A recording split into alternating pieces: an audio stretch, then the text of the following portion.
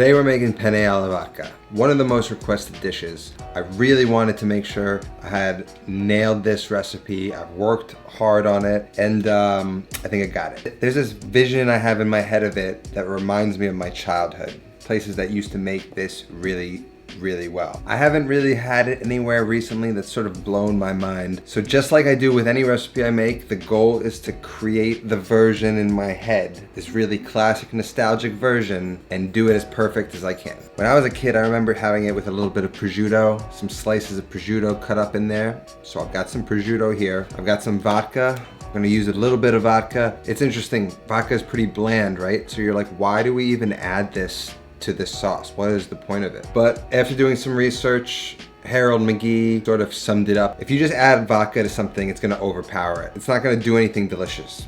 But just like anything, when you reduce it down, it's actually going to enhance flavors that weren't there to begin with. So when you cook this down, it's actually gonna work with the tomatoes to make the tomato more tomato-y. And it's gonna help sort of create this creaminess between the cream and the acidity of the tomatoes, which sometimes have a tendency to break. I mean, you're dealing with a dairy and an acid. If you didn't have vodka, you can make this, it's gonna be delicious, but in case you were wondering, the vodka really does add something once it's reduced. So definitely get some good vodka. I've got some good canned tomatoes. We're basically just gonna start this like Weekday Sauce, but instead of starting in lots of olive oil, we're gonna cook this pancetta down. Then we're gonna throw in some sliced garlic, our basil, and then we're gonna sort of add the tomatoes in. A lot of recipes I see adding the cream first and then cooking the cream down. The key difference here is I'm gonna reduce it to a thicker point than I would for Weekday Sauce. I wanna cook all that water out of it and get it to not a tomato paste, but thicker than you would if you were trying to make just a bowl of regular tomato sauce. Because then what you're gonna do is add this cream that's gonna add that moisture and that hydration back into the sauce, create that perfect consistency,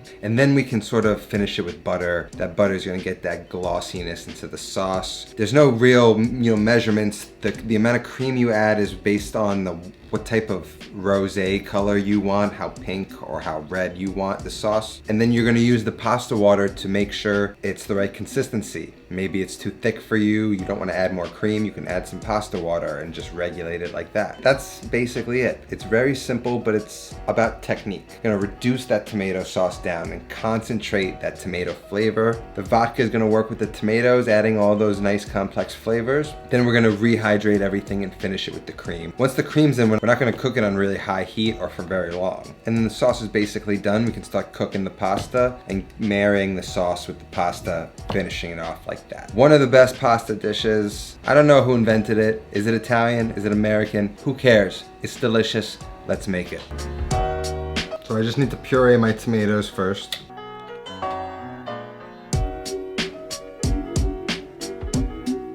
So now we have a nice tomato puree as our base. See how watery it is? We're gonna reduce all that down. Got 3 or 4 cloves of garlic. I'm just gonna slice them super thin like I do for all my pastas, really.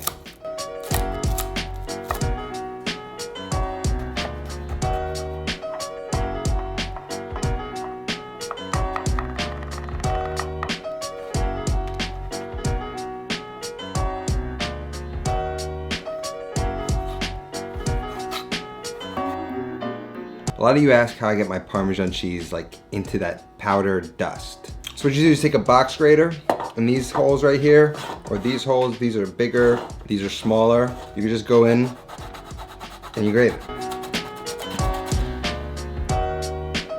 See? And also you gotta be careful, especially if you're making cacio e pepe, you can't have a little piece like that fall in there. You've really gotta work your way through and make sure it's just all dust.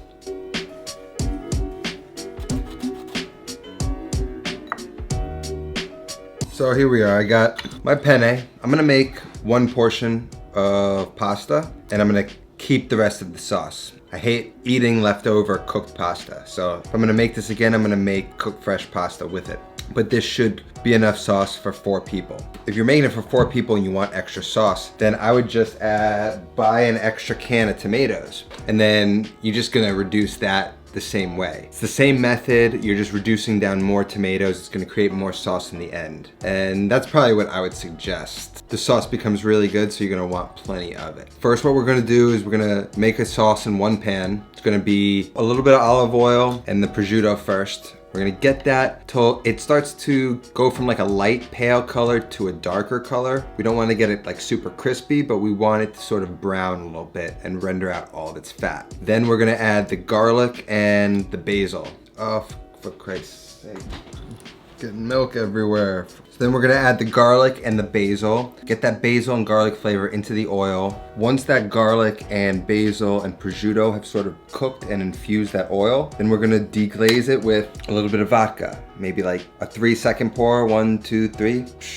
Make sure you turn the flame on the stove off before you do that. This is highly flammable. It'll spritz up as it hits the pan and flare up. And you don't want that in your kitchen. Turn the heat off, pour it in, let it settle, put the heat back on, and then reduce it. Then we're gonna add the tomatoes, reduce that all the way down until it's very thick. You can sort of scrape and see the bottom of the pan. Then we're gonna rehydrate and finish it all with the cream and a little bit of butter. Super easy, super delicious. If you nail this, it's gonna be your new favorite recipe. I'm calling it right now. So let's just get right into it.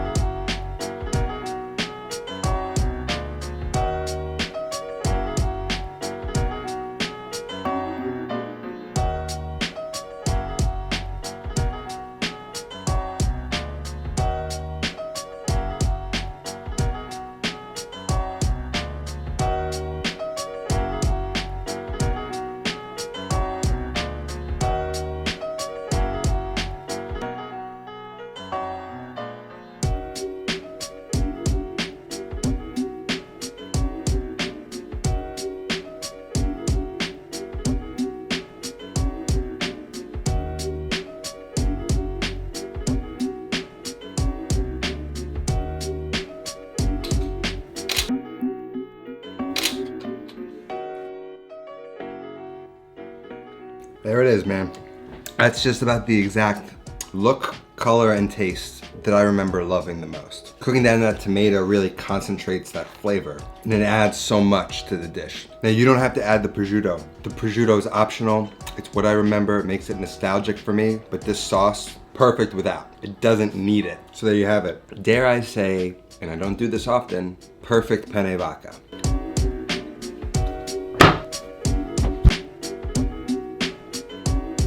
I really hope you enjoyed this recipe.